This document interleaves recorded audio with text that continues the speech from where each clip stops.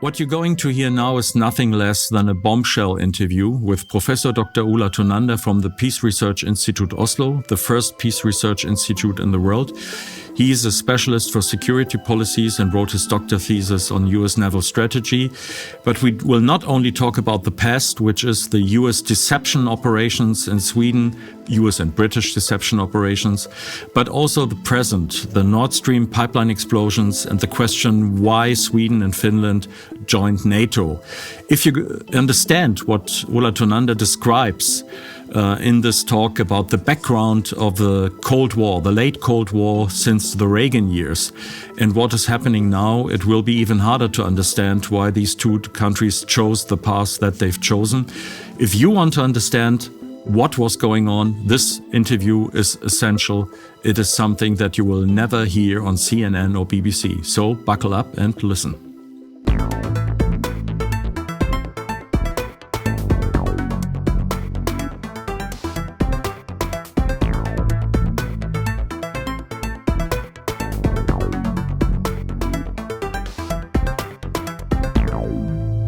Im Gespräch.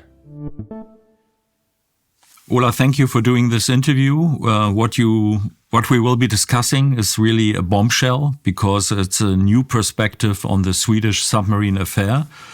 We have done, I would say, a documentary together because it mostly relied on your research, and I've done a few interviews around it.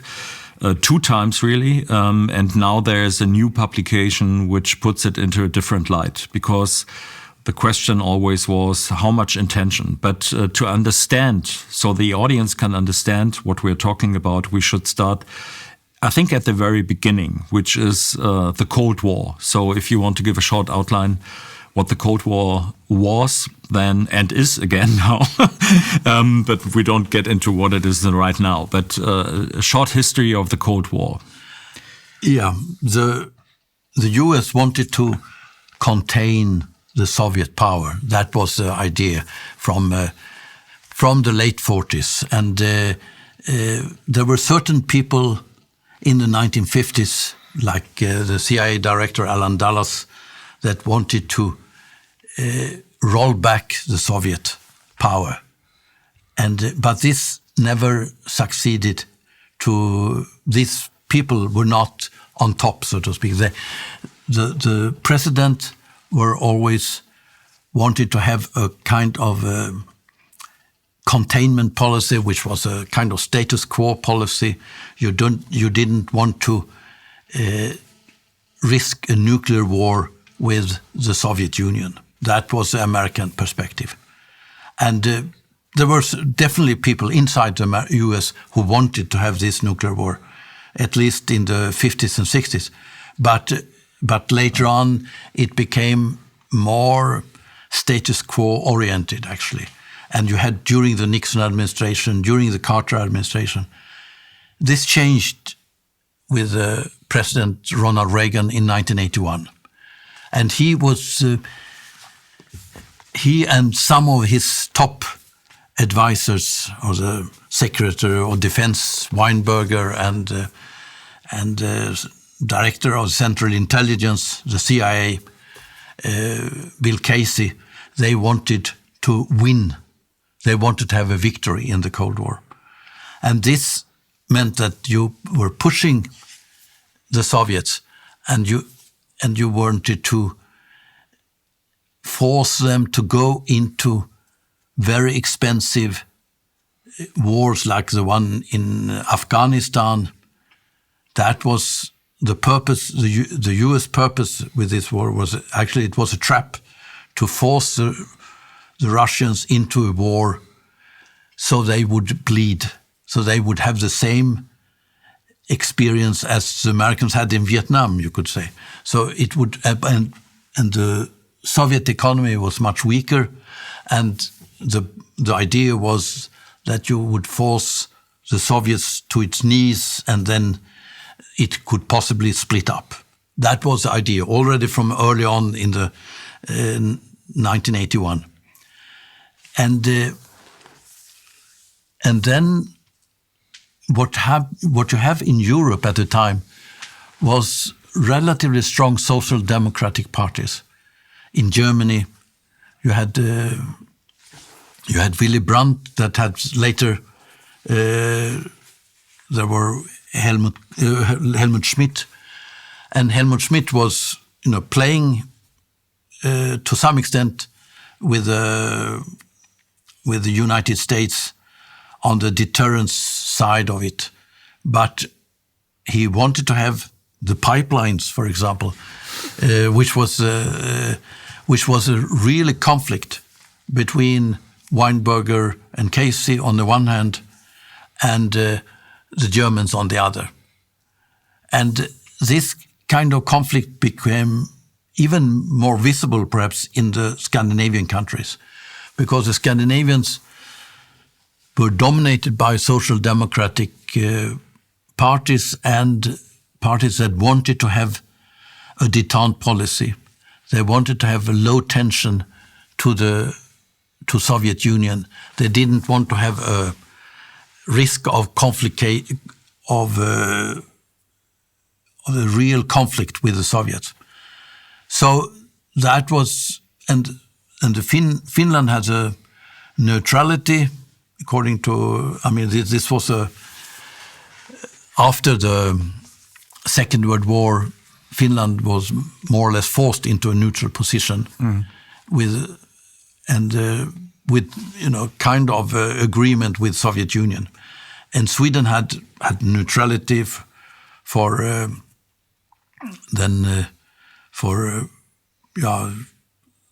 150 years.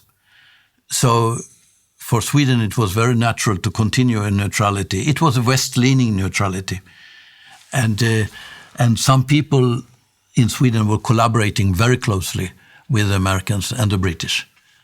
But and in Norway, they have decided already before they joined NATO, decided to have a base policy that didn't allow American-British bases on Norwegian soil. They didn't allow nuclear weapons on Norwegian soil, and they didn't allow exercises of the Western exercises in the very northern part, close to Soviet Union. So these were restrictions that the Nordic countries had. And I remember one neoconservative in United States who said that, Elliot Cohen, he said that actually when you look at Norway and Sweden and so on, they were much closer when people thought at the time. Actually, they the policies were not so different. It was kind of elements of neutrality, he would argue then. And so this was when Reagan administration took over, these policies were not acceptable.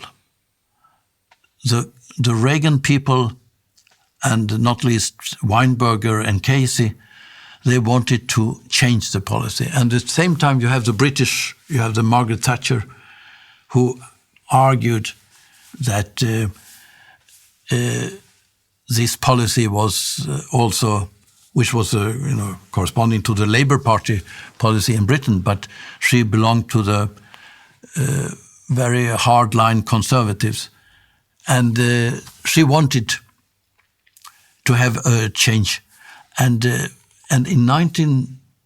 as an illustration, you could say that in 1981, the Norwegian Prime Minister Oddvar Nordli, at the New Year's speech, spoke about a Nordic nuclear weapon-free zone, in favor of a Nordic nuclear weapon-free zone.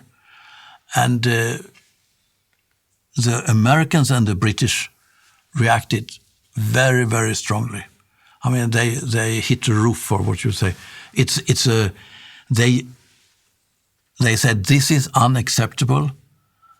The Norwegians are out on a slippery slope. That is a quote. from the document from the Foreign Office, the British Foreign Office. And we have to speak serious with the Norwegians, and the Swedes are even worse. So it was clear that Sweden Norway, you had to change. You have to speak serious with the government, but that was not enough, because the real problem was the population. The population didn't take the Soviet threat seriously, and you had to change that.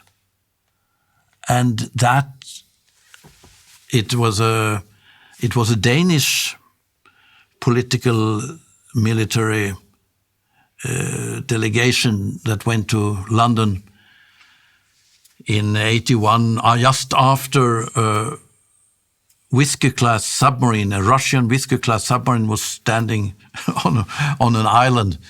And before we come to that, I think to once get into a very architect view of the whole conflict, it is, you have on the one hand, you have the social democratic idea of détente. And it is Olof Palme who gets Egon Bahr and Willy Brandt to do the Palme Commission, where they are supposed to look into the problem of nuclear war. In effect, it means that nuclear war is, you cannot win in nuclear war. Nobody wins it. It's only two losing sides. Those who shoot first die as the second part. So it is that he comes up with the idea that in the future we'll have to have a common security strategy, that we need to look at each other's interest, because there's no way of winning a war, so we have to avoid it together. And during this process, you can get closer. You come into a situation where it's possible to negotiate. This is what Egon Bahr told me in an interview what happened with the Berlin Wall. When the Berlin Wall was erected, they had to find ways to negotiate, because 40,000 people each day had to pass through the wall. So there needed to be small-scale adjustments to the big wall. And on that way, he noticed that it is possible to get into a détente policy, because you talk to people, there's a buildup of trust, and then with these people you can negotiate. So there's this basic idea of a possible change through rapprochement, as it was called, from the Social Democratic side. And these were forces. Sweden was the strongest one, strongest social democratic party in the world. Yeah. And there was the Social Democrats in Germany, because Germany was an important country, and you had Harold Wilson in Labour in England. You had Bruno Kreisky, a big negotiator from Austria, also Social Democrat.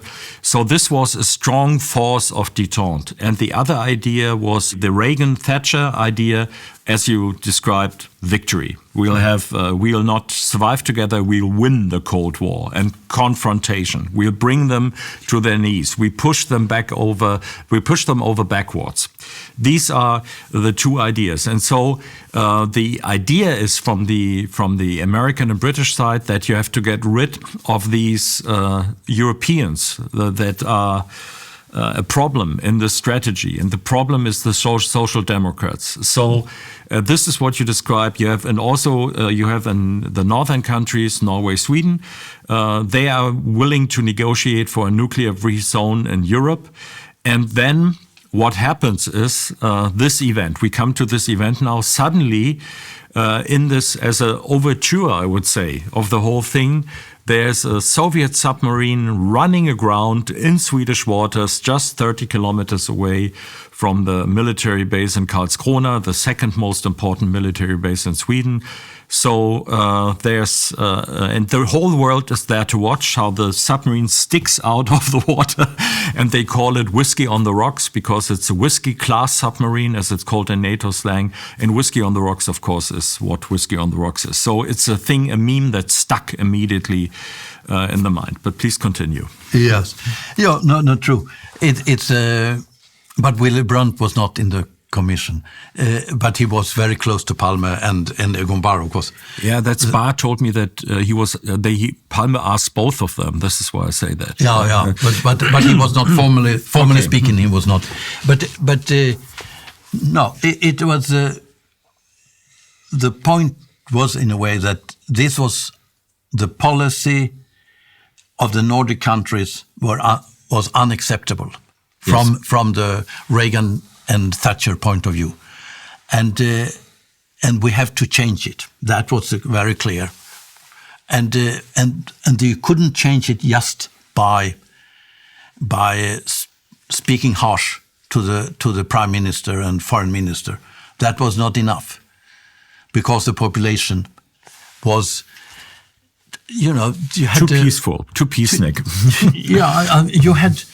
They collected names in support of a Nordic weapons-free zone, and this was hundreds of thousands signing up, and this was you couldn't stop it so easily. So what you did was these submarines.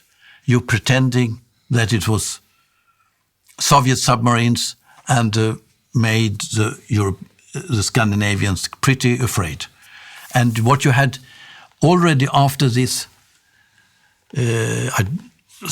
first Whiskey on the Rocks submarine, the Danish delegation went to London and said the Russians will never come back after this. I mean, it was clear for the British that the opinion really changed because of these submarines.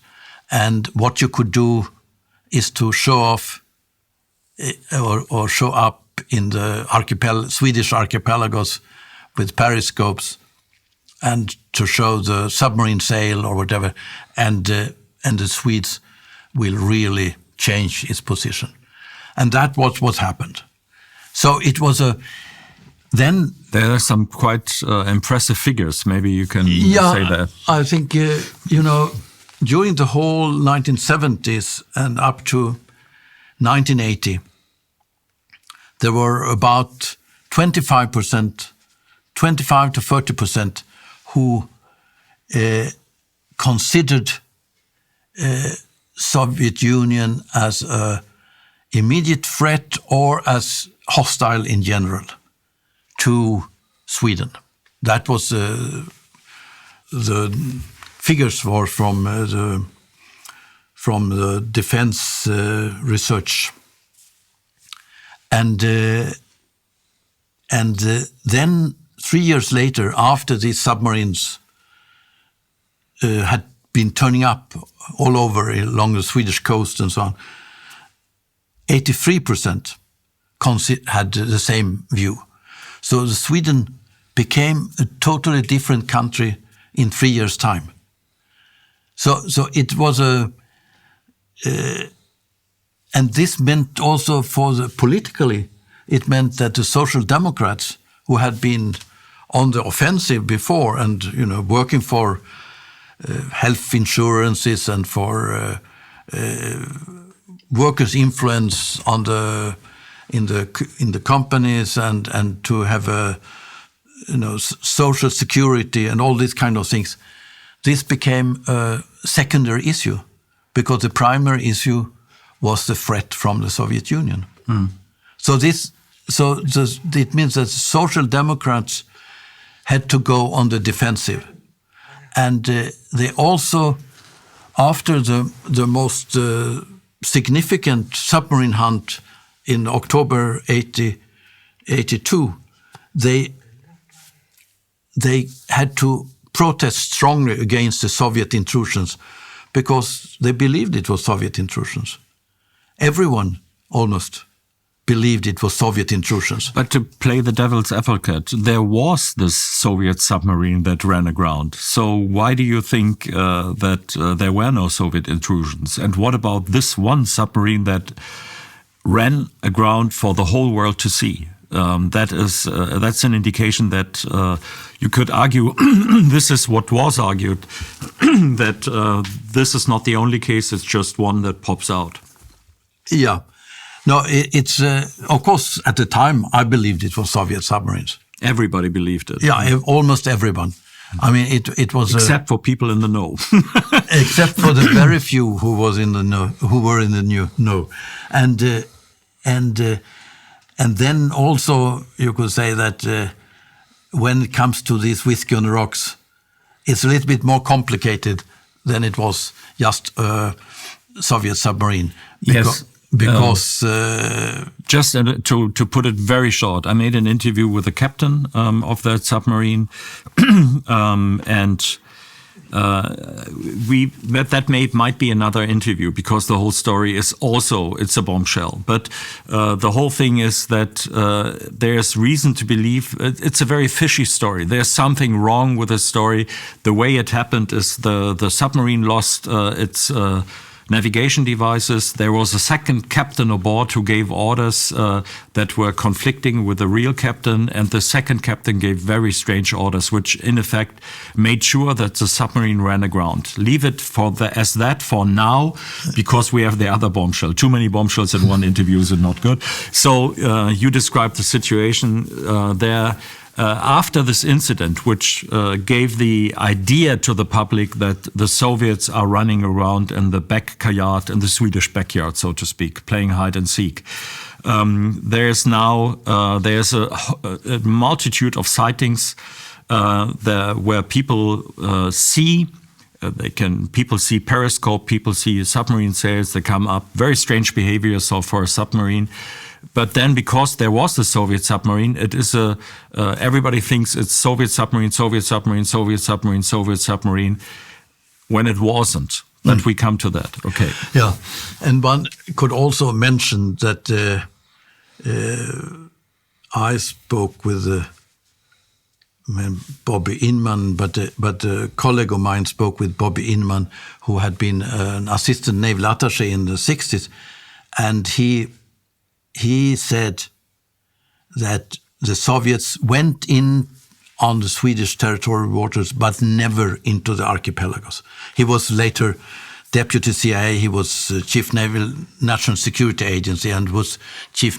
So for both, he was on top of CIA, he was on top of NSA in the top staff. So he was, and the way he managed to get there was really the operations in Swedish waters and others. It was the technical side that he was able to build up a network that the oceans were under surveillance and the Americans would know where Soviet ships were at all times.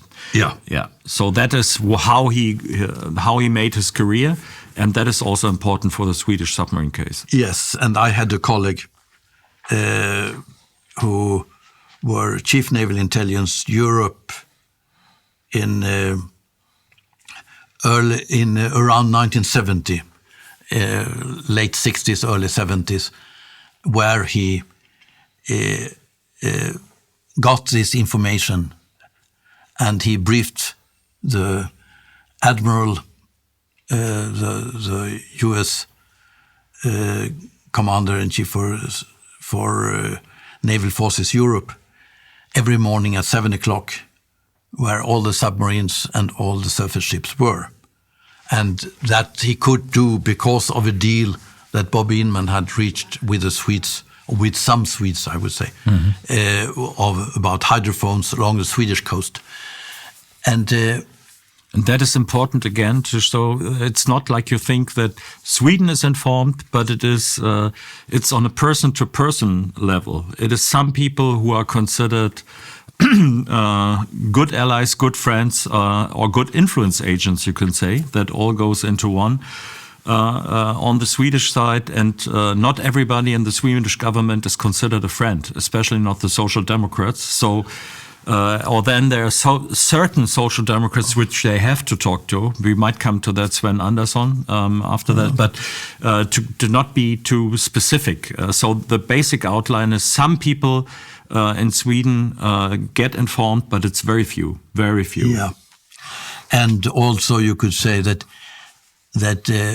what actually was known from the American naval intelligence side was that there were Soviet submarines training or exercising along the Swedish coast, and the same submarine captains were later going along the U.S. with nuclear submarines along the U.S. East Coast. So that was a conclusion that naval intelligence came to, and what happened from 81 onwards were submarines turning up all the time in Swedish waters, into Stockholm Harbor or in the naval base of Muskö, or it was a way that submarine, and they were showing periscopes and sails and so on in a way that submarines shouldn't do. This was obviously, afterwards you could say it was clear that this was done on purpose. You don't do these kind of things. I know I have Norwegian friends who went with submarines along the Norwegian coast to show periscope just to test the population if they were correct so they reported back and say, we have seen a submarine because we had a periscope here and so on. And that was in majority of cases, it was Norwegian submarines testing the Norwegian public. Mm-hmm. And in this case, it was Western submarines, maybe British, and also US had submarines were not American submarines, but were from other NATO countries. And the ones that had the best submarines for this purpose were the Italians.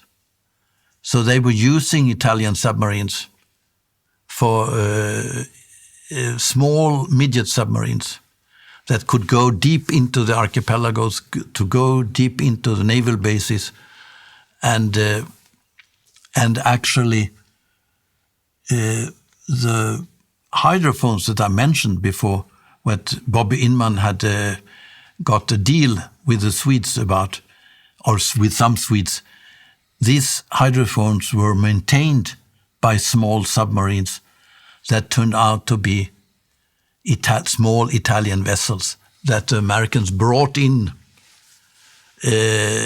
on merchant ships with a special area in the tanker, for example, you had a door in the bottom of the tanker where the submarine could go in and out without anyone seeing it. Sounds a little bit James Bondish, but James Bond is often, from the technical side, quite real. Yeah. Yes, he probably learned it from this.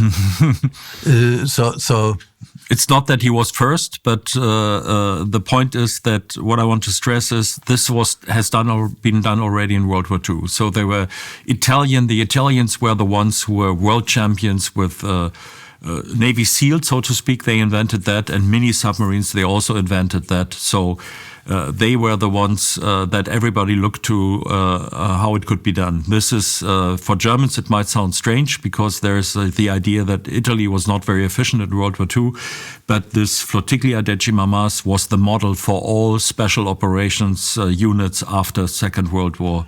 And they were very effective, very effective. Yeah. And the Americans, from the 60s, the Americans used small Italian vessels, and what later became the Navy SEALs used these small Italian vessels. So that was and the point was that with the regular submarines, you couldn't go into archipelagos. You couldn't go into the naval bases of a foreign country, or not very easily, at least. I mean, the very big naval bases the Russians had, actually US submarines had entered these bases areas. But with regular naval bases, they couldn't go in. And so they used these small vessels that they brought in a compartment of a regular merchant ship. And that was, I think 6 sources on these hydrophones that they used these special hydrophones that were maintained by small submarines along the Swedish coast. And this was, I think, this was the foundation for the Swedish operations in the 1980s. You had this system with merchant ships going in with the small midget submarines, and they were almost never observed, and the submarines were almost never observed. But what you could do is to let them show up in the Swedish archipelagos and naval bases and demonstrate their presence. And that's what they did from 81 onwards. So that was, and it was extremely sophisticated, you could say. I mean, you had the system that already functioned, and you used it for another purpose. Yes. And the Swedes and the Norwegians and the Europeans in general changed their mind about what Soviet Union was. Of course, you had the Afghanistan operation at the same time, which was made people, to some extent worried. But this was, far away. This was not Europe. So what happened here was intrusions into other countries, deep into other countries. It was like the coming, tanks going on the bottom of the floor, seafloor almost, So it was a perception of an invading force, going into your own territory. Mm-hmm. And I mean, one very outspoken naval officer, Hans von Hofsten, he argued that you had this kind of observations of submarines every single day. I mean, that was an exaggeration, but still, it was this he said on Swedish TV news. Mm-hmm. So I think we have to understand that this means that the Swedish social democratic détente policy is becoming powerless. It's discredited because they talk to the Soviets. And what do the Soviets do? They swim around in Soviet water and in Swedish waters and do whatever they want. This is the perception that is transported via the media, who don't know what's going on, and they have information from the military, and nobody really knows what's going on, but everybody assumes it's Soviet because of that first instance with the Soviet submarine, but also this is the story that is that's told in public, and the people in the military who are usually more on the conservative side, and the police forces who are more on the conservative side, get the idea that there might be something wrong with the Swedish Prime Minister Olof Palme. I have it from Stasi files where they say that officers in Sweden think that he's collaborating with the Soviets, that he lets Soviet submarines out when they are under investigation or are attacked. They are attacked with real weapons in Swedish waters, and that there is a secret collaboration because he is a friend of the Soviets. So This is very important. It's not only a military story that we tell here, it is the build-up to get Olof Palme into a person that is either loved or hated, and hated so much that people start to contemplate to take him out. Yes. No, it was from autumn 1985, it was started what was called the Naval Officers' Revolt, which was, I think, 12 naval officers that came out and said that we don't trust Prime Minister Palme. And when I spoke with a lot of naval officers, they said, we believed, they received ceasefire orders when a submarine was coming. They knew from the sound signatures and so on, a submarine was on its way out. And this was the Coastal Defense Command at Mälsten. And they knew that the submarine was on the way out, and they received ceasefire order.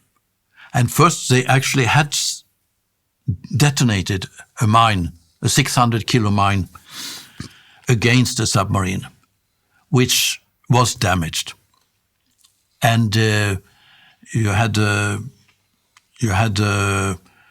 sound people. I mean, the sonar operators dealing with the hydrophones, listening what's going on in the water. They heard repairing with hammers and so on, repairing noise, and they also heard very specific sounds that are from a valve that were you could pinpoint the exact position of the submarine because you have several hydrophones, so you could triangulate. And it was very clear that it was a damaged submarine, and it went out.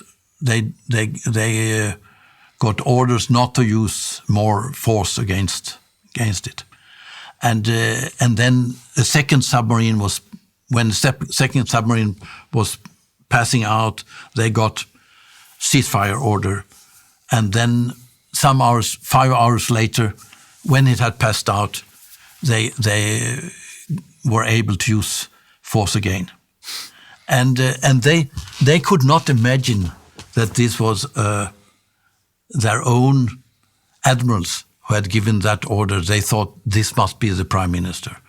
The prime minister was too close to the Soviets. This must be a prime minister who did it. But what the Russians say, or what the Soviet leadership said, was use more force on Andropov. I mean, this was in.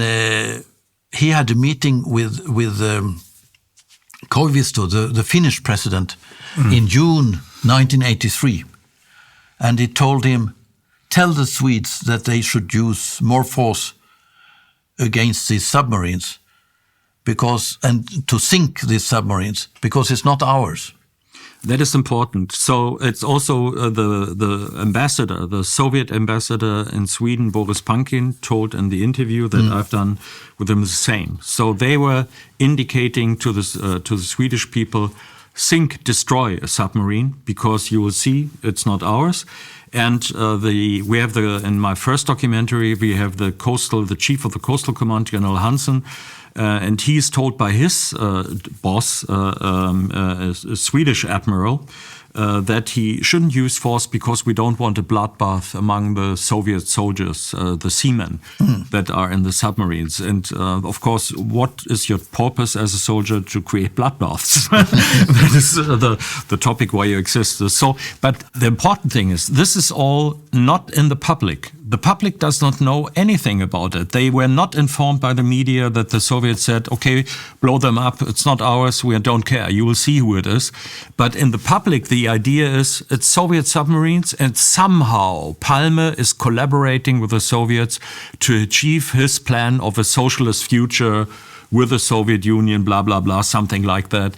So at the same time, I think this is very important to understand. There's a growing sentiment in the security apparatus in Sweden that somebody has to be brave enough to do something about it. And that gets to the point where somebody says, we have to take him out. Maybe you can tell that story. And then there's an interview in SVT. Yeah. No, it was a Commodore, head of the Berga Naval College, Kai Holmberg, who said that he had spoken with his subordinate Hans von Hofsten that I mentioned before, who was supposedly heading this naval officers' revolt, and he said that they had meetings with naval officers and police officers, that they had to do something. they had to get rid of Olof Palme in one way or another, and they hadn't discussed any specifics. He said, in this Commodore, he said that they hadn't discussed any specifics about how to take him out, but still there were these kind of sentiments, as you said. I mean, in the naval, among naval officers, and of course this became. And I recall the interview. I read a transcript, and then he was asked, "What do you mean with take him out?" And he answers, "Physically or politically, whatever. He just has to be taken out." So it was open to murder already. Yeah. No, that was it was a discussion, and the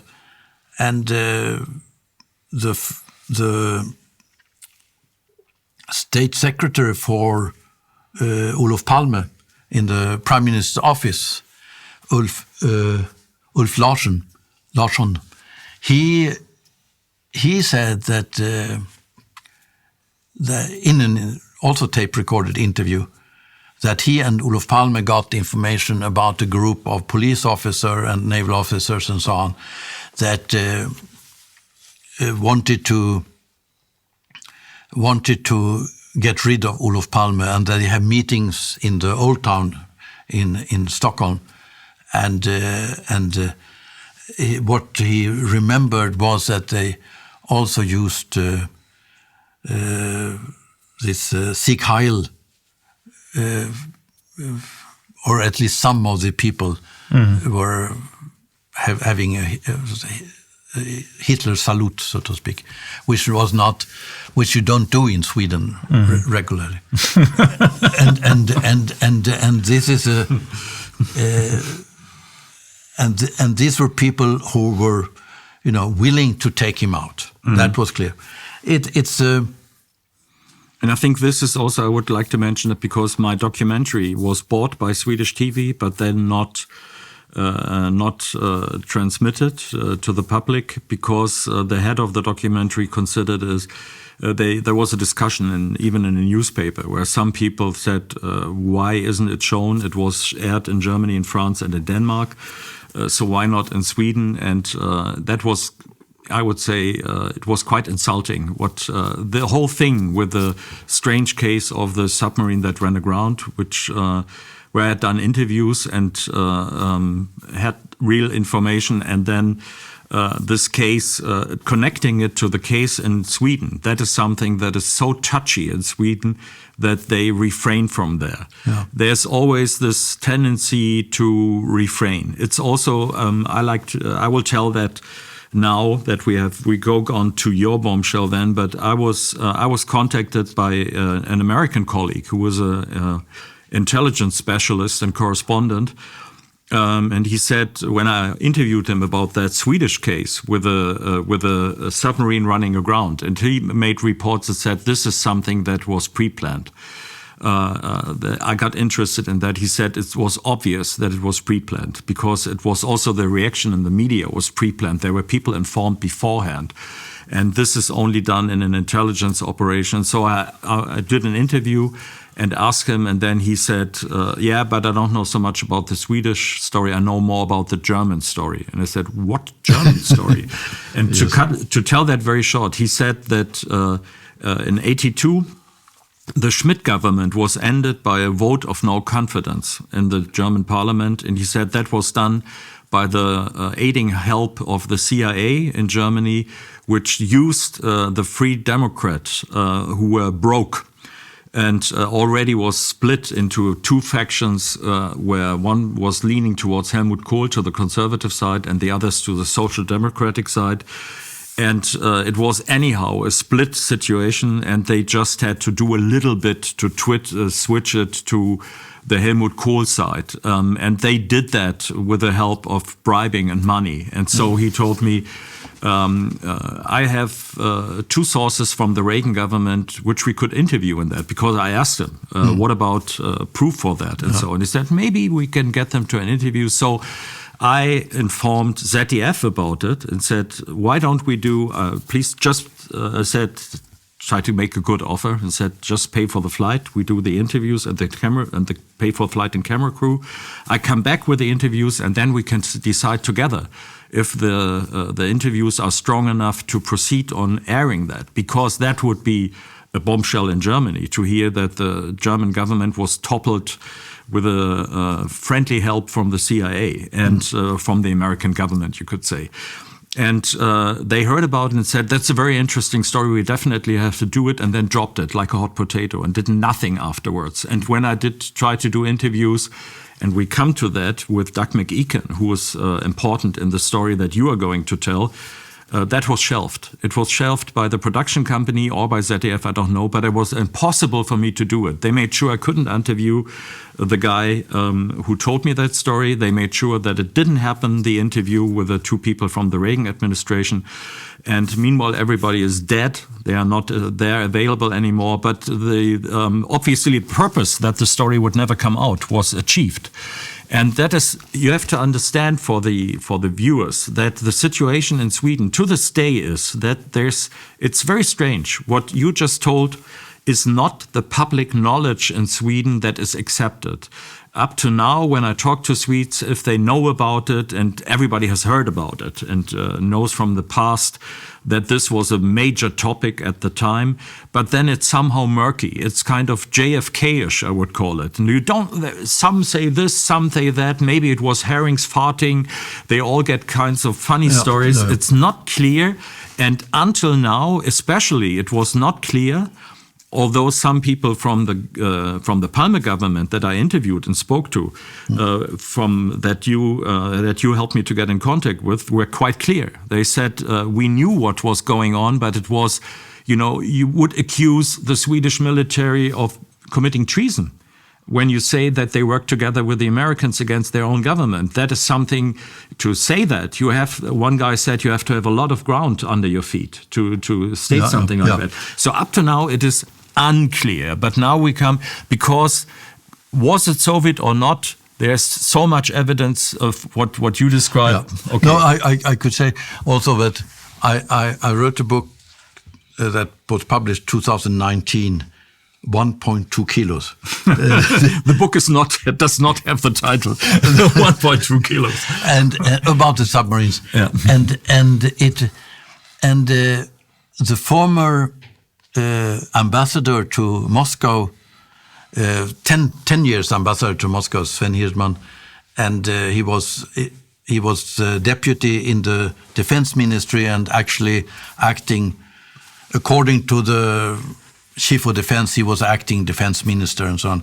And then, secondly, it was the deputy in the foreign ministry who was responsible for the submarine issues, Pierre Choury, and then it was Ambassador Matthias Mossberg, who was responsible for a while for Soviet study in the foreign ministry, and he was also the responsible for the policy planning section and so on in the foreign ministry, and then fourthly, it was the most senior defense reporter from Svenska Dagbladet, the conservative newspaper. They all wrote a review of my book. It was a very positive review of my book. And no newspaper wanted it. I mean, this is the single most important people in dealing with these issues in the 1980s. And none of the four major newspapers wanted the article. Mm-hmm. So this says something that it's touchy. Yeah. But maybe we could go back to McEachen. We have to get back to the whole story. So there is in the first documentary, which I again recommend to watch. From about the middle, it is in feindlichen Tiefen or in enemy's depth, it's called. It has been aired in a lot of countries, including Russia, by the way, in Canada, United States, and in Russia, and Britain, and Australia. So it is, but always, if it was in the West, it was always somehow edited. In the end, for example, the general who said I was used as an useful idiot, the Swedish general, he's taken out conveniently. But so be that as it may, we have this situation that the submarines are there.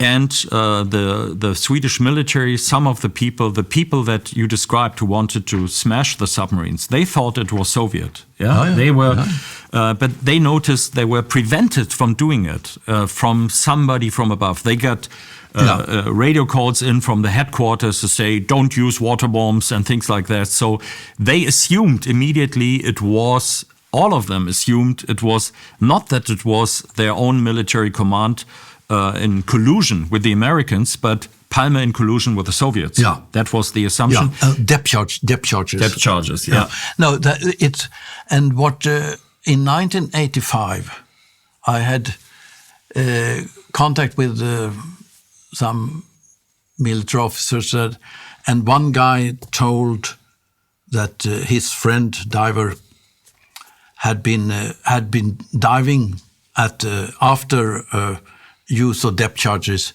in Hårsfjärden, close to the Musco naval base, very close. Let me get in there once again, because what I wanted to explain is the situation is we don't, up till now officially, we don't know if the Swedish military really did know, as you say, about that it was Western submarines. There's enough evidence, but the case that we're going to present now, which is your case, which is going to present it in this program, because it's very difficult to present it somewhere else, like my story with the German government. These things are so touchy that journalism doesn't work anymore. They stay away from it. They do not inform the public about what's going on, but rather they know that it would be detrimental to their career to report it. So what is coming now is the first proof that somebody in the Swedish military must have known what is going on, and this information has not been proceeded inside Sweden in the public to the politicians. So the case that you're going to present is the core case to understand that there was something fishy and that it's not a mistake, it's intention. This is why it's so important. Yeah, no, but it was I got in contact with, I had some of this contact with people who were, diving also. And one diver... Military divers. I have to say, not divers. You always say divers, but that means military divers. It was, and he went down and attached a wire to small vessels, a small midget submarine or whatever. And that's what his job, and he had to sign papers and never speak with anyone about it. But he spoke with someone and so on. And I called, the idea was that three of us should meet maybe I again have to interrupt a little bit, because he contacted you because you had been the civilian experts in the third investigation. No. He didn't? No, this was much earlier. Okay. Oh, sorry. Okay, then this was, proceed. So you were a known expert in Sweden for the submarine case. I was dealing with security policy and so on, and could have some input in why this happens. And we were I called him from my stepfather's telephone, and we were going to meet Tuesday morning, 1 day and a half later, and I got his door code and he was going to wash clothes and so on, and everything was in order, and I gave him my telephone number, and then he called the next day and said it's not possible, and then he had been transferred to North Sweden. But it was what I wanted to go to. It is because you said he had to attach a wire to a mini-sub. That doesn't sound very spectacular. It is not any mini-sub, and the reason why he wanted to call you is this was a special occurrence, and maybe you have to explain a little bit of that, because it's like a diver telling you he had to attach a wire to something is not. It's on this. It was on the bottom of the. It was on the seafloor, and so he and it was after a depth charge had been dropped, and it supposedly had been dropped almost hitting the small midget, and so that was which was considered to be a Soviet midget. Yeah. Everyone. But you have to explain that because our viewers don't know it. So there was a hunt on a submarine. A depth charge was dropped. They knew that there was some damage, and now this diver comes to you and say, "I had to attach a wire to a mini sub that lay on the ground or on the seabed." So this is why it is interesting. And he was transferred to North Sweden, left his apartment, his girlfriend, and did not come back. And I tried to reach him 15 years later, and I did reach him, and he said that he knew that I was going to call. After 15 years. Yeah. So, okay. And at that time I was in the official inquiry, and I called from the defense ministry in Stockholm and so on, but he said he wasn't at Muskö at the time, which others said he was, and so on. But so he wanted to stay away from this. Yeah, and of course he didn't want to speak, and that's fair enough. But it's. But I think when I wrote a book in 2001 on these submarine issues, I've been in this inquiry, and you had an inquiry. The reason for the inquiry was that the American Secretary of Defense, Caspar Weinberger, and then shortly afterwards the British Navy Minister, Keith Speed, they both have said that we operated regularly and frequently submarines in Swedish waters. And that we did, it was necessary to test the Swedish readiness, the Swedish naval readiness, and so on. And of course, then the officer corps could not be informed because you couldn't test if they informed him beforehand. But on the top level, you had a couple of people. And Keith Speed told another journalist, Pelle Neroth, that he was doing interview for Sunday Times, that it was the Chief of Defense Staff or the flag officer submarines who spoke with his Swedish counterpart. So this was two people, and you could say that one person had been flag officer submarines in Sweden or chief of the submarine flotilla, and then after that chief of defense staff. And so this was, you could say, most likely the person who was involved from the British side, and he was also the one who gave the ceasefire order in 1982 when the submarine was going to pass. The incident you described. Yes, yes, exactly. So this is and it was my colleague in this inquiry, who was the Secretary General of the inquiry, Mattias Mossberg, Ambassador Mattias Mossberg. He was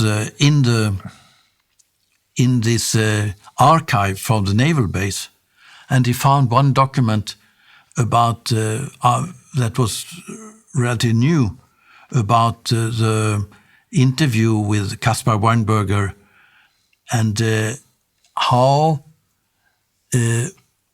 some admirals should coordinate their wording, their way of speaking about this incident,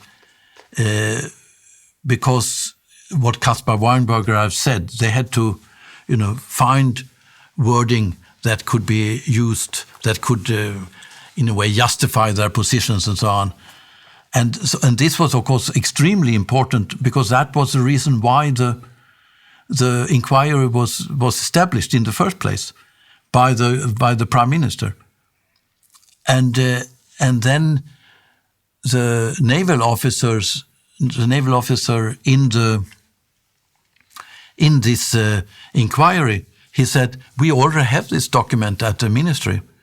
We have it." So he didn't have to copy it. And then when they came back to Stockholm, they didn't have this document. This was just he was just lying. Mm. And when Matthias Mossberg came back to the archive shortly afterwards, this document was no longer to be found. So it means that the naval officer who was an admiral in the inquiry, he had obviously lied first in the first place and then fixed so the document was gone afterwards. And this says something about the way one could work in the inquiry also. Mm-hmm. It was, but what happened couple of years later, in 2002 maybe, I wrote a English paper that I presented at the Nobel Institute. The Nobel Institute had some historian that were staying at the Nobel Institute for doing research and so on, and so from international, from US, Italy, Britain, or whatever, and I made a presentation about this submarine case in Swedish waters, about the use of Western submarines, and one later, one guy who had 30 years from CIA behind him, he was interested in it, and he later became chief historian for the CIA. And then we had a bigger seminar, and there Bill Odom, who was a former chief of National Security Agency and Army Intelligence and the military advisor to Brzezinski during the Carter administration. He was there, and Douglas McKekin, who was a deputy CIA for intelligence. He was responsible for intelligence inside the CIA in the early 90s, but before that he was heading the operations center in the early 80s, and he was heading the Soviet intelligence in mid 80s, and I asked him about this submarine case in Sweden in 82, and he said it was something of an underwater U-2 or underwater U-2 incident, he said, mm-hmm. and which was quite remarkable statement. And I said, but because if you compared it to the U-2... We get into that, we have to explain why U-2 is important. But so there was a top guy from the CIA, was responsible for the intelligence about the Soviet Union in the CIA, became deputy director intelligence later on. So big cat of the CIA told you that there was an incident with a mini-sub that he called an underwater U-2 incident.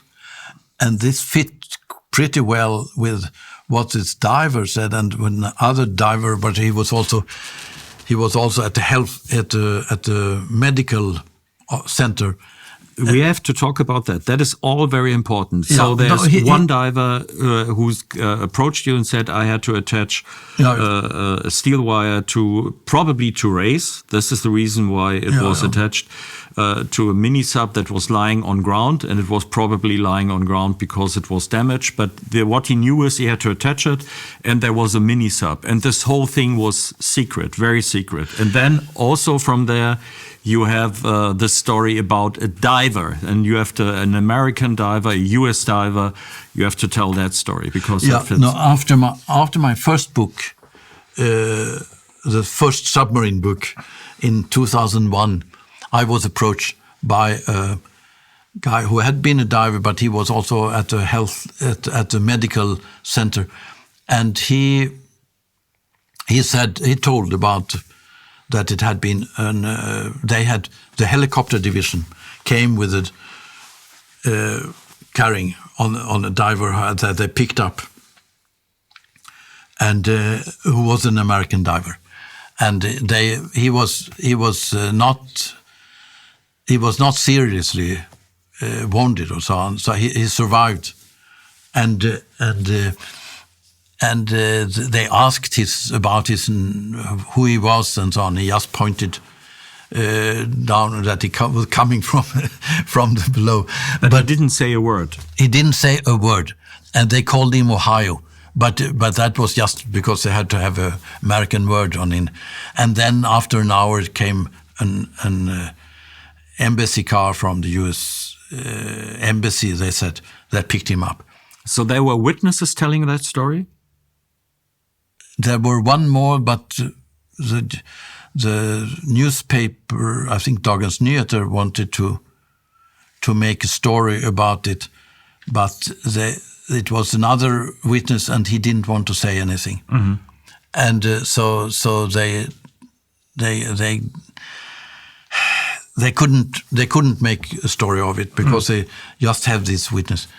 But the impression, of course, is that you have a mini sub that is sank or damaged seriously, and you have a surviving pilot.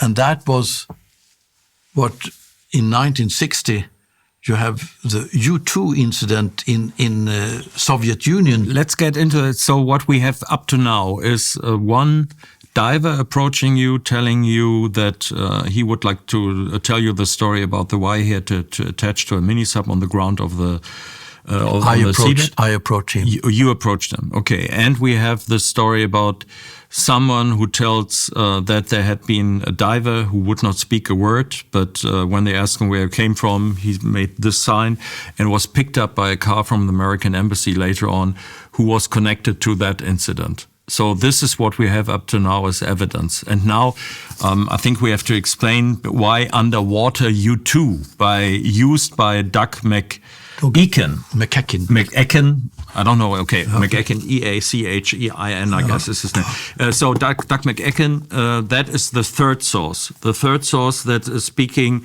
about an underwater U-2 incident that happened. Or you could also say that the Norwegian chief of policy planning. We get one after the other. Okay. One after the other. It's just, this is the third. So this guy, and this is important because the U-2 incident, I can explain that because I've been into that quite a lot. That was my first documentary on the spy flights. So U-2, to put it very shortly, is an American spy plane that can fly very high, very high. It couldn't be reached by fighter planes at that time. It was flying 25 kilometers up. More than 70,000 feet. So, and for a long time, its first flight into Soviet Union was in 1956, going from Wiesbaden, and it was so high that it couldn't reach by the first rockets at that time. So it was off limits. And now the important thing, I will get very shortly into that, is that these flights were operated by the CIA. The U-2 was a CIA spy plane. And the reason is that the Americans, of course, had Air Force in reconnaissance and spy planes. But some people in the American military who at that time in the 50s and the 50s, I'd say mostly in the 50s, after the Soviet Union got the nuclear bomb, they said, we'll have a nuclear war with the Soviet Union. Inevitable. So best we have it now, when the Soviet Union is still weak. So we need to do the fighting with the Soviet Union now to get rid of that threat once and for all. And they were thinking that the political side, which was General Eisenhower, the head of the Allied Expeditionary Forces Europe, he had been in Second World War. They considered him somehow too weak for, and not hard enough, not hardboiled enough to do the fighting. He didn't want it. So some of for example, the chief of the Strategic Air Command, Curtis LeMay and Tommy Powers, they intentionally flew into Soviet airspace to start World War III. They even talked about it, and there were in the newspapers some people from the War College and somebody from the Navy, highest people were talking about this need to start World War III now. So Eisenhower took away these flights which would go into the Soviet Union, took it away from the Air Force and put it into the CIA, and also ordered every flight had to be signed by him personally. On the morning when the flight started on the day before, he had to sign the order that the flight would go or it wouldn't go if it didn't bear a signature. So he took the control of these flights away, and these planes, the CIA flights, were of utmost importance because the CIA didn't know what was going on inside Soviet Union. There was a lot of talk. The Soviets were boasting about their capability to produce bombers and to produce rockets. And then the American military said, and if they say they can produce 10, probably they have 100. They boasted it again. So the Soviet threat became an enormous inflated puppet bear, 20 feet inflated, hot air, nothing. And the U-2 proved with the photos that they did that there was no threat from the Soviet Union. They didn't have hundreds of bombers. They were spilling out rockets like sausages, which they were telling. It was so that it proved it was all hot air. It was of utmost importance. So they were going on flying, and the Americans thought they could. They already knew that the Soviets had capabilities. They had MiG-19, which could not really reach it, but maybe try in a ballistic way, go up, shoot, or they had rockets. So they thought sooner or later the U-2 would be shot down. And that happened in 1960. In 1960, a plane that flew, Francis Gary Powers, many people have heard that name, flew from Peshawar in Pakistan, and was shot down over Sverdlovsk. In the shutdown, they also shot down a Soviet fighter chasing him. That's weird. And the Americans thought, they considered it impossible because it was so high that the pilot would survive. But Francis Gary Powers managed to get out of the cockpit, and he survived the crash. But the Soviets kept that secret. So the Soviets had the plane, they had the living pilot, and they had the camera with the footage in it. Yeah. So everything they kept secret, and the Americans lied their ass off in the next days and were telling that it was a weather reconnaissance flight. It went astray. And also Powers had a silver dollar with a poisoned needle in it. He was supposed to kill himself if he would survive the crash, but he didn't. He didn't kill himself. So the Soviets waited, and then after 1 week, they presented Powers to the world, and Khrushchev said, obviously Eisenhower is not in charge because he doesn't know what's going on inside his country. Either that, he was pointing to Allen Dulles. So it was the biggest scandal at that time, was this American plane flying over Soviet territory, the Americans lying about it, and the Soviets could prove that they did it. So the U-2 means sneaking intelligence into foreign territory, lying about it, and then being caught with your pants down. Yeah, and with one surviving pilot, and that's it. And so on. So when McEakin talks about an underwater U-2, that is because everybody of that in that time frame knew about this story. Is the hint what it was? Yeah. Yeah.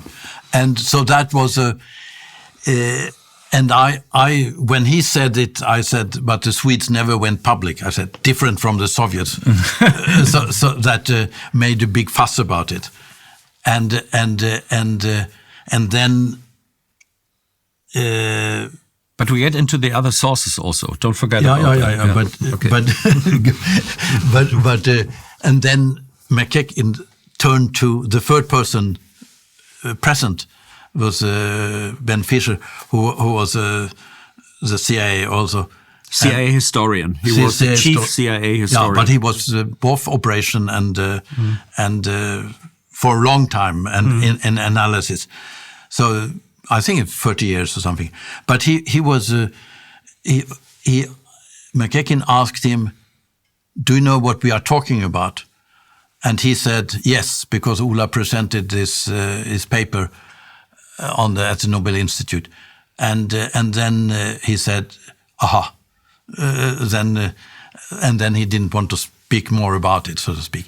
But it was obvious that because another person present understood what we were talking about, he didn't want to say more. But I asked him later about who I should talk to, and he said, and in addition to his Bill Studeman, who obviously knew, because he was his superior, and then he said Rick Haver, who was he was deputy naval intelligence for a long time, but he was also Cheney's top intelligence guy when he was defense minister, and later he was Rumsfeld's top intelligence guy as a defense minister. So these are people at the very top of the food chain of knowledge of intelligence operations. Yeah. So that was clear that this was significant, and when I met John Lehman, who was the Secretary of Navy, a couple of years afterwards at a seminar or conference, and he was, he confirmed that they used Italian vessels. I asked why they did it, used it, and he said for plausible deniability. So it was but I didn't ask him about this case, and then I knew that you were going to interview John Lehman, so I asked you to check it out, and you said, and I have it on tape, and you. Where did you get that from? and he said, you said that. What does it mean with underwater U-2? I wanted him to... in Swedish waters, 1982. Yes, I wanted first if he would say, what underwater U-2? I don't know what you're talking about. Yeah. But he knew very well what I was talking about. He didn't say what. He said it was not only US submarines who went into the waters of other nations, but it was all the other NATO submarines from other NATO countries, and the Swedish incident fall in that category. Yes, exactly. And that means that it was, either British, German, or Italian, but almost everything point to Italian. And he also mentioned in that interview, not related to this incident, but that was also interesting to me, that the Germans can be very proud about their contributions. And this is never made clear from the German side what the contributions of Germany were in the Swedish submarine affair. Yeah? I only once was called by an admiral, and he wanted to talk me out of I shouldn't listen to you and it's all bullshit and so on. The Americans doesn't know anything, as you know. And then he said one thing for sure is that I have to stress that Germany was not involved in this incident at all. Yeah, I'm not so sure about it after the interview with Lehman, and then I don't know if this guy would know, but there's always the tendency to shut you down. It's also to shut me down, to shut you down. Don't talk about it. And there's different methods. And one method is to say that it's all bullshit. Yeah. Don't ridicule yourself. Or we do it. One guy who knew, a Swedish guy,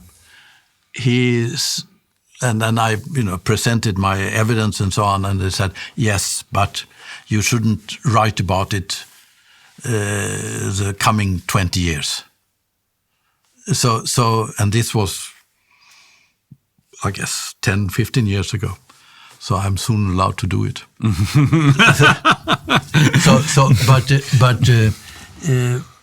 But it was clear that this was it was under U.S. command. Otherwise, it wouldn't be an underwater U-2. But it was not, the submarine in itself was not American submarine. And there was a meeting, a man I knew who was,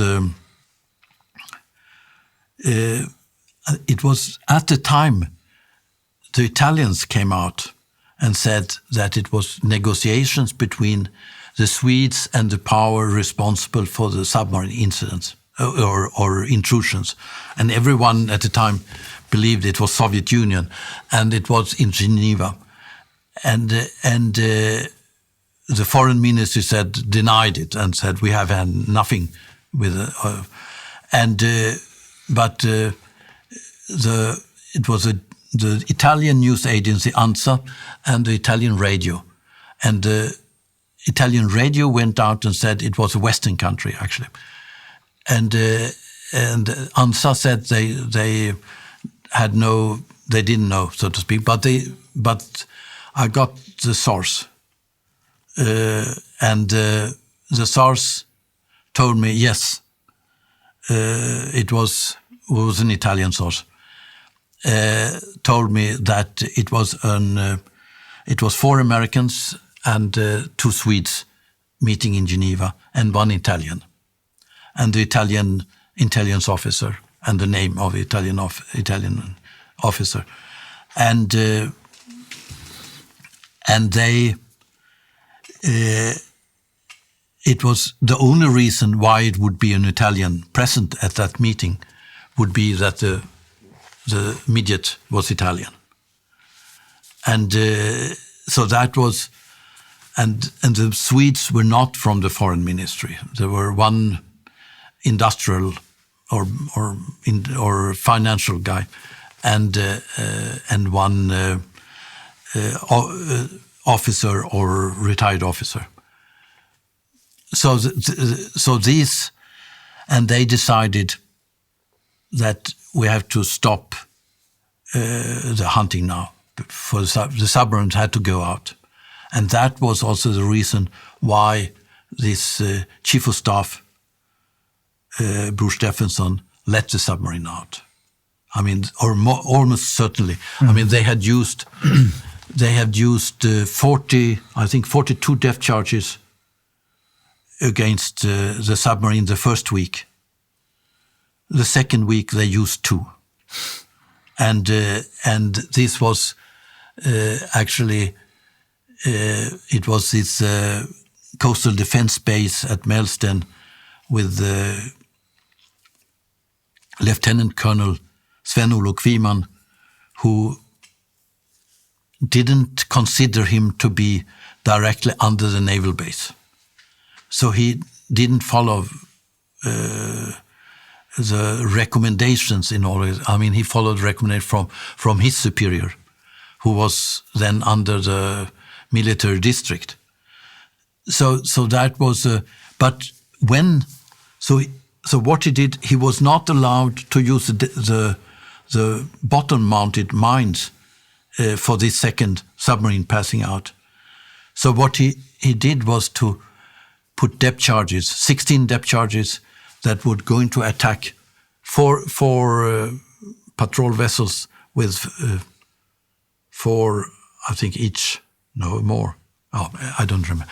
It was they should have a carpet of depth charges over the submarine, and then they had the helicopter was going, had contact with the submarine, and said 150 meters left, 100 meters left, 50 meters left, and then it comes counter order from the naval base saying you are only allowed to drop 2, and they were confused because I mean this never happens, that you intrude into the to the military operation with a counter order like that. That is in my documentary. Yes. In Enemy's Depth, Sven Olof Kviman told that in the interview exactly this moment. Yes. Where he said he was under tension. Now it would happen, and then they get the order. It's basically if you drop 2, it's like stop. Yes. Yeah. So what? But the point was that this was the only 2 dropped the second week, and so it was clear that something had happened, and there was a decision to stop the use of depth charges. Let's get back to this underwater U-2 incident. You were mentioning a Norwegian intelligence officer. You haven't told about him. Yeah, it was. So what I mentioned was the Norwegian. A man called Einar Anstensen, who was actually the close advisor to Foreign Minister Lange during the U-2 incident in 1960, and he was a mentor for Foreign Minister Knut Frydenlund and for Thorvald Stoltenberg, who later became foreign ministers. And he was heading the political division and the policy planning division in the Norwegian Foreign Ministry for 15 years. And in 82, he was at the embassy Norwegian embassy in Stockholm, and he was invited to the naval attaché during the submarine hunt, and he was told then that they had sunk or damaged U.S. or a vessel or a submarine under U.S. command, and that was probably exactly days after that, or maybe I don't know, the same day or whatever, when they sank this submarine. So it's and he told me that in 1999, I think. Yes, December 1999, I think. And I had a coffee at the place of Foreign Minister Frydenlund's political advisor, Bernt Bull, and then Einar Anstensen was there, and he knew that I was interested in these submarine stories or events, and so he told it.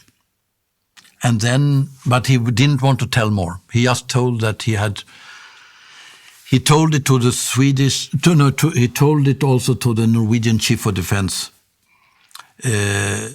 But not to the Swedish Chief of Defense, or not to Olof Palme, that he knew quite well, because it was very, very secret and very sensitive. So that's you could say it's. So when I came the year before, the coming year, I was in this. Submarine inquiry, it was 2001, and I told Rolf Ekéus, who was then as former ambassador to Washington and responsible for in the 1990s for this disarming of Saddam Hussein and so on, or the chemical weapons issues and so on, and I told him.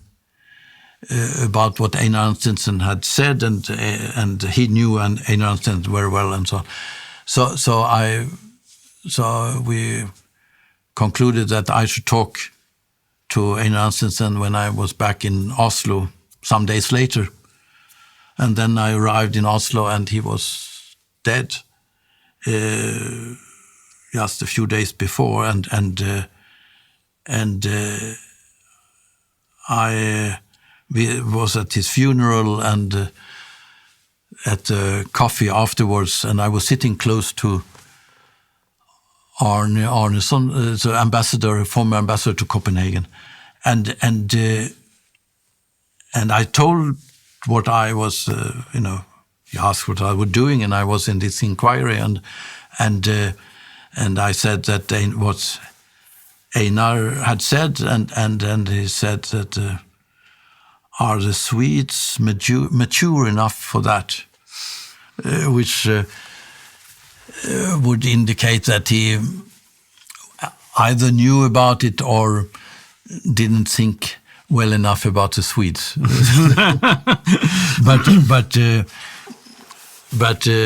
but actually he was Einar Anstensen was a mentor for Knut Frydenlund, for Thorvald Stoltenberg, and for Arne Arneson. So if we wrap it up, it means that because this submarine incident happened underwater, you have witnesses from the United States, witnesses in a way from Norway, from Sweden, that there must have been people who knew about it, because keeping it so secret is the reason is because it's so sensitive, and that is because this shouldn't go to the public, because it would destroy the whole operation. Yeah, you could say that Anders Hasselbom, journalist. Yes, he wrote a story in 1983. He had some Norwegian sources actually, and he wrote a story in spring 1983 that they said it's Western submarine, and he was the only one. And he was writing for Dagens Industri, also daily industry, and then he wrote a book in 1984 that came out summer '84, and one of his sources said to him that I told that these are Western submarines. They passed out. Also, this was also what the Chief of Army said, that they passed out through the two regular submarines, conventional submarines, went out through Öresund, between also the Danish Strait, and the Swedes had photo of it also, and they. But one guy told that if the 1983 inquiry will not point to the West, as these were actually Western submarines, then come back to me. Mm-hmm. And then he did that, because the inquiry didn't say anything. They said it absolutely nothing from the West here, and so Anders Hasselbom called him. And he answered in the telephone, and then said, "I don't know who you are. I've never spoken with you." Yeah, and go this to the information. This is what we encountered all the time. It is this is at the very it's very, very secret. So if you touch it, this is what in the United States is called a third rail issue. You can as well touch the electric wire in a train station. The same will happen to you. It will not propel your career. It will end your career.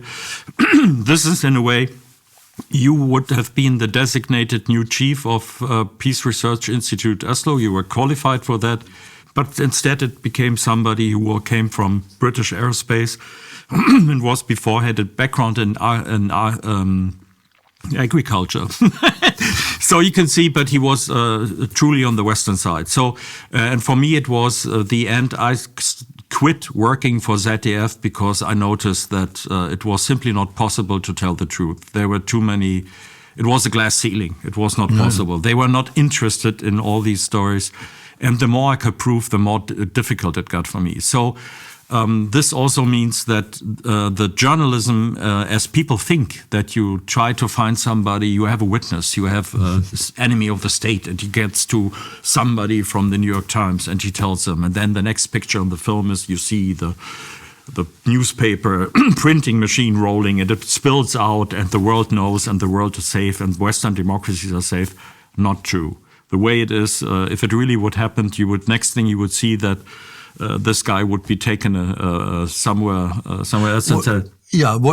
What people, I mean, what John Wesley, who was the chairman of Joint Chief of Staff, and I met him at the conference, and we had a lunch, and he said about Sweden that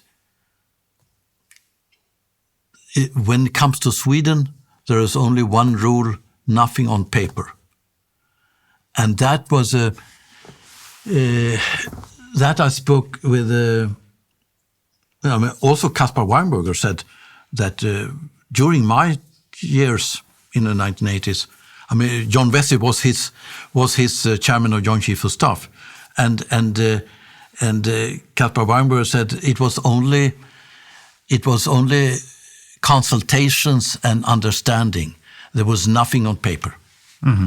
And also the James Schlesinger, who I met at a lunch with at another conference, and who was a director of Central Intelligence, CIA, and Secretary of Defense during the Nixon administration, and to some extent Ford.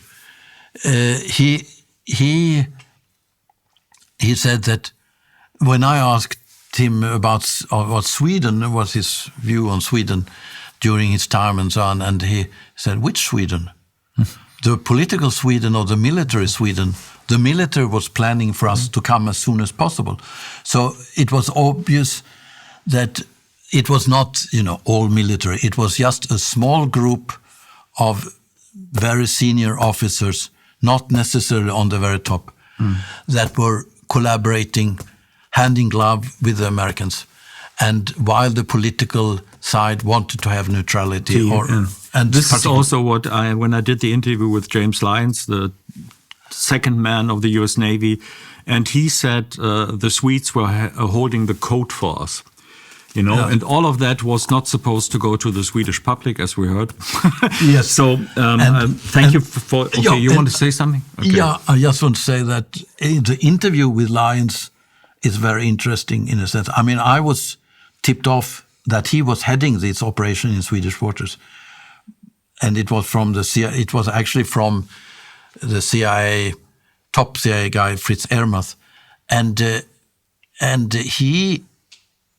And Fritz and Ace Lyons, who was the very close to Secretary of Navy John Lehman, they were really hand in glove, so to speak, and close friends.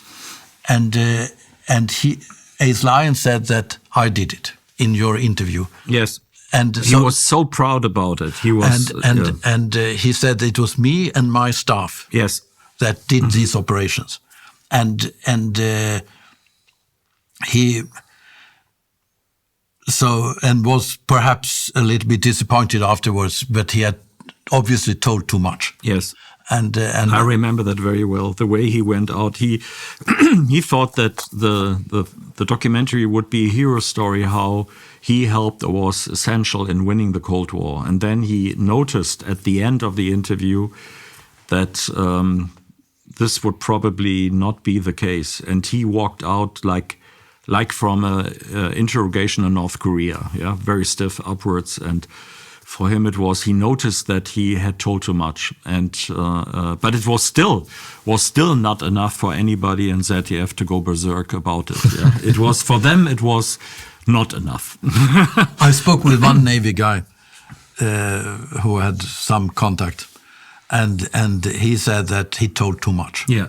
So these events are not only history; they are in a way present. And for me, the question in the back of my mind, it lingers in the back of my mind, is how is it possible that Sweden decided to get rid of its neutrality, and how could Finland decide to get rid of its neutrality after these events? And these are things that are not completely unknown in political circles and military and intelligence, at least not.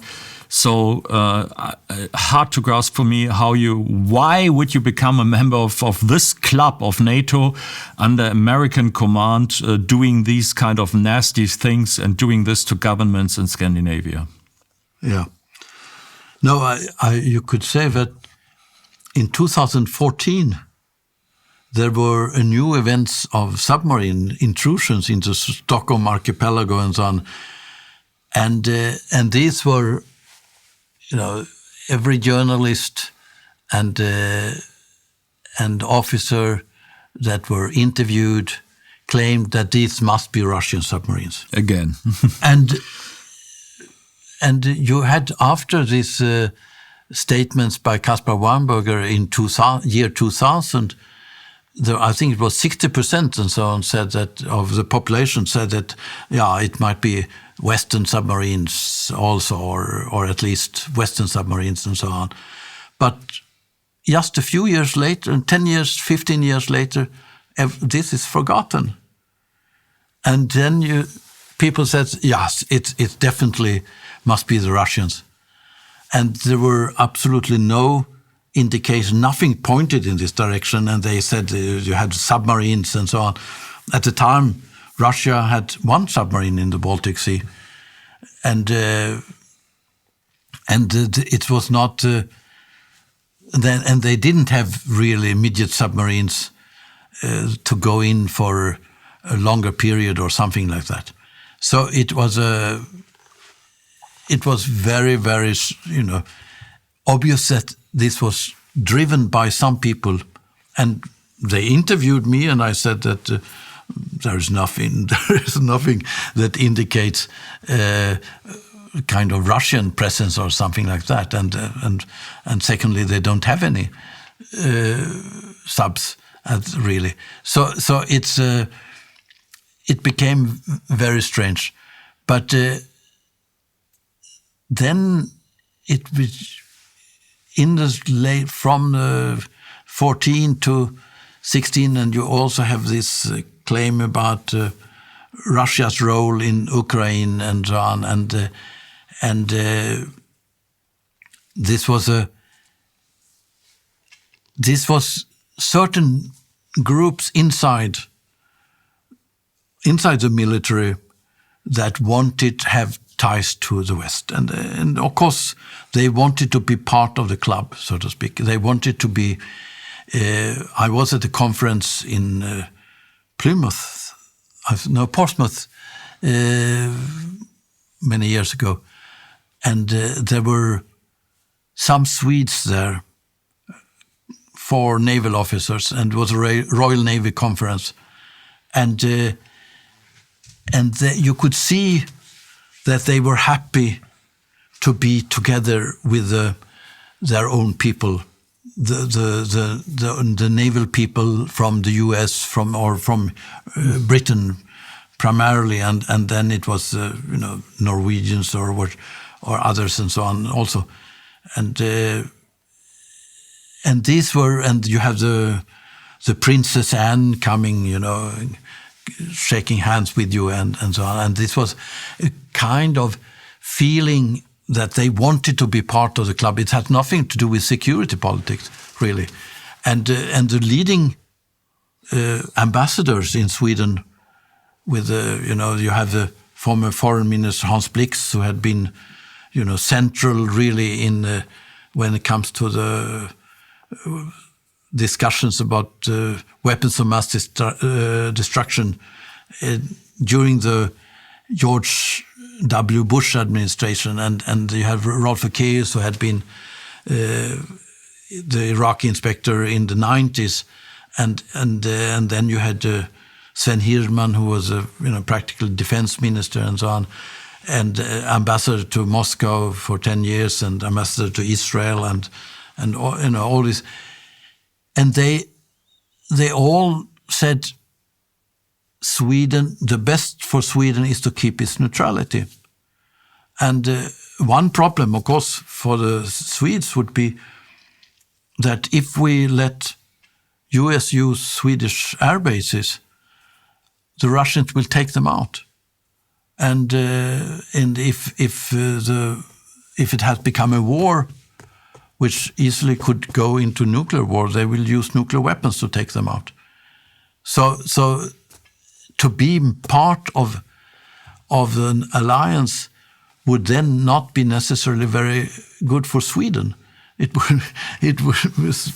might not survive really, and that was, but that was not in the debate. And what happened, it was a development in Finland that I know less about, but for me it was very, very strange. But in Sweden, it was a Social Democratic Party leadership that took decision that they didn't want the NATO membership become the part of the election campaign for the next election last year. Also in 2022. Mm-hmm. So they wanted. So it was just primarily a tactical issue. Of course, some people were linked to the Americans and wanted to be part of it and so on, but it was not. And some people thought it was good to coordinate the Air Force with the Norwegian and Finns and so on, because for practical reasons, Air Force is not really about thinking too much about borders. Mm. So it was a kind of very strange development. Of course, you had the happenings or the events in Ukraine that played an important role, but this was not. I don't think that was in Swedish case, and in Finnish case, I think it was decided already before. So it was very much in Swedish case a tactical issue, and I think it's tragic. I mean, I think we had invited one person who was part of shooting down. He was actually on the spot shooting down the U-2 in 1960, and he became later responsible for planning. The military planning for the Leningrad military district. Cheremnik? Mm-hmm. And he said that, in the war that they planned for in the Soviet Union in the 70s and 80s was that they would take Finland because they didn't trust the Finns really. And so a lot of forces were going to Finland. And then they would take Finnmark in the northern Norway, because they needed some buffer zone for the Kola Peninsula, and also some more fjords for the survival of the naval forces and so on. And they would try to take out Bodø and in Nordland and perhaps something in Troms and so on. But they believed that they would be able to take Finnmark, the most eastern part of northeastern Norway. And but Sweden, was not going to take Sweden. They were going to the north and perhaps take possibly a very northern part of Sweden or something like that. But it's when I asked about if the US used Swedish air bases, because there were these plans of using Swedish air bases, and the Americans. Because Germany would have been destroyed in a war, and then the American planes would go to Sweden and use Sweden as the next base. Yes. Yeah. And that was, and already from, it's not just that they were going to destroy it, but already from day one, some people argued from the Swedish Defense Ministry that the Americans would move over the aircraft based in Germany to Sweden. And then Sweden would be an unsinkable aircraft carrier. And the plan for the Soviet side, from the Soviet side, was to take out these specific air bases that the Americans could use, because they could not use all Swedish air bases, because the Swedish airplanes could take off on the shorter landing strips. So this was the point was, at the time, you couldn't do that with conventional weapons, because then you would lose enormous amount of aircraft, because you had to continuously bomb these airfields. So that means that you have to use nuclear weapons. And I think that was part of the reason why Olof Palme did not hand over this policy to his successor, Thorbjörn Fälldin, in 1976. And but the question now, what if you will have an escalation? I mean, quite likely that Polish troops. It's already a lot of Polish troops in Ukraine under, as I understand, with Ukraine uniforms and so on. But if they go in with regular troops, because the people in Ukraine will end, then there will be attacks on Poland. And the question is, what will happen? How will if the British then respond and the Russians take out the British headquarters northwards outside London with some conventional missiles, but will it escalate to a nuclear issue? And what does this mean? The American Air Force will move into maybe to North Norway and perhaps to Finland and Sweden, and then the Russians will take out these air bases. And now they have better conventional bombs to take out airfields than they had in the 70s and 80s. But the question is still, does this lead to a nuclear war? And certainly from a Swedish-Finnish point of view, it's to become members of NATO in this case is just stupid. Because the Russians are not interested in taking territory.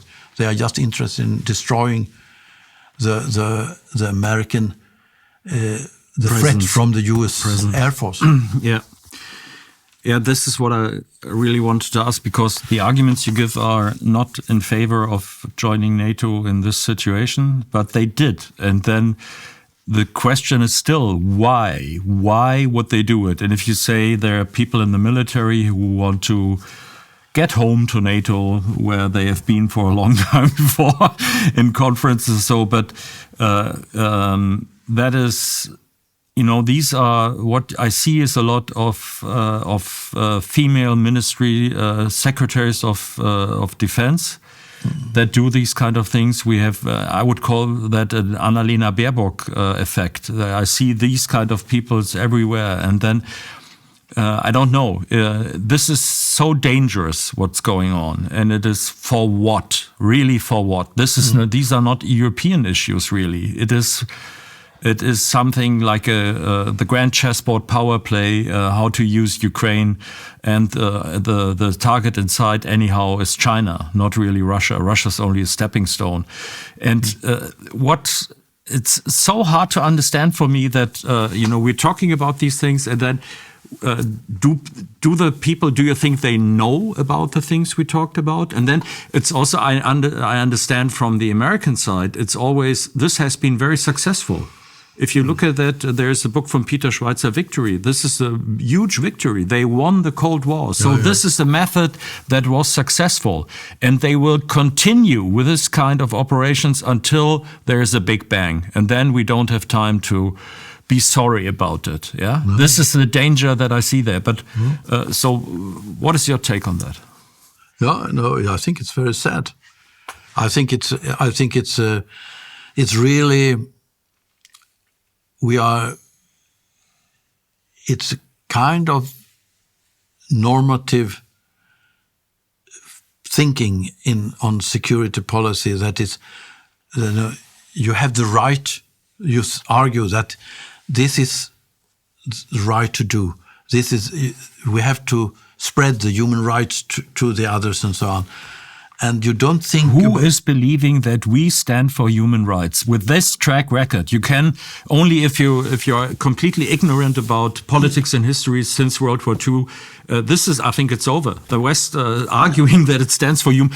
They are so much into Muslim people. This is why they are for the Uyghurs, and we can see it what they did in the Middle East. Yeah. No, but you don't have. But this is not the view. I mean, you could say that people are brainwashed, but it's really brainwashed on the top level. They even. I mean, Jens Stoltenberg, I think he largely believes in what he's saying, which is tragic. I mean, I knew his father. I knew him a little bit, but I knew his wife primarily. But I knew his father, and he wrote a foreword to my book on the Barents region in 1994 or something like that. And I think Jens, that he actually believes in what he's saying. I mean, sometimes not, maybe, but it's a kind of it's a very, very dangerous game they are playing, and you play with people who are in a certain respect totally brainwashed, and how it went. I think, I mean, you could say that this submarine case, with the use of submarines, this was the first general idea how to totally change the mentality of people, how to change the political views of people.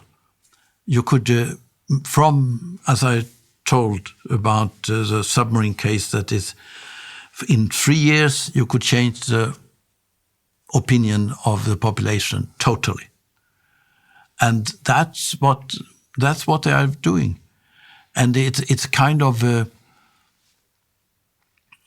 they think they have a moral obligation to carry on this war that might easily develop into a nuclear exchange, and that's the most dangerous thing.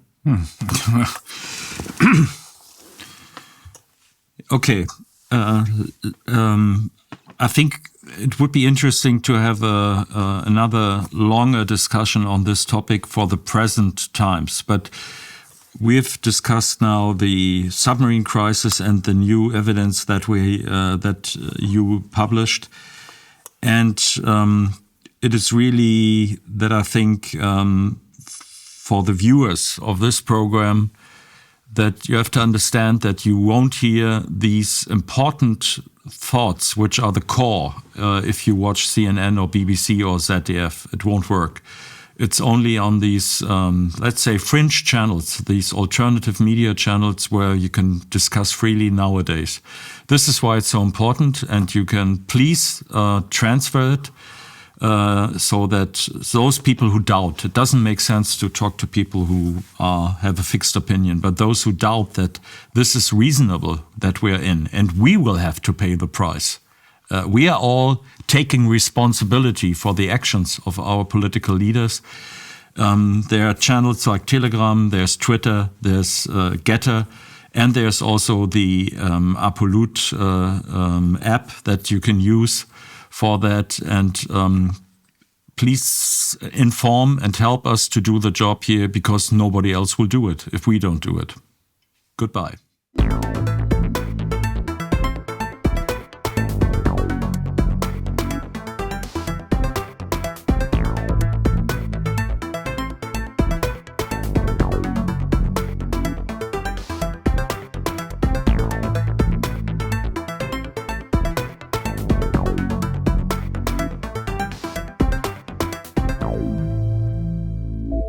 Danke, dass Sie Apolut eingeschaltet haben. Wir sind ein unabhängiges Presseportal. Uns geht es um Meinungsvielfalt, Toleranz und einen möglichst breiten Debattenraum, denn nur so funktioniert Demokratie. Unsere Arbeit ist technisch aufwendig und kostet Geld. Da Sie immer wieder hier sind, unterstützen Sie Apolut am effektivsten mit einem Dauerauftrag. Mehr Infos auf apolut.net/unterstützen. Apolut ist keine Einbahnstraße. Lassen Sie uns in Kontakt bleiben. Abonnieren Sie den Apolut Newsletter, so verpassen Sie nichts. Registrieren Sie sich auf apolut.net/newsletter. Natürlich gibt es Apolut auch als App. Einfach auf apolut.net/app runterladen und mobil auf dem Laufenden bleiben. Apolut. Das denke ich auch.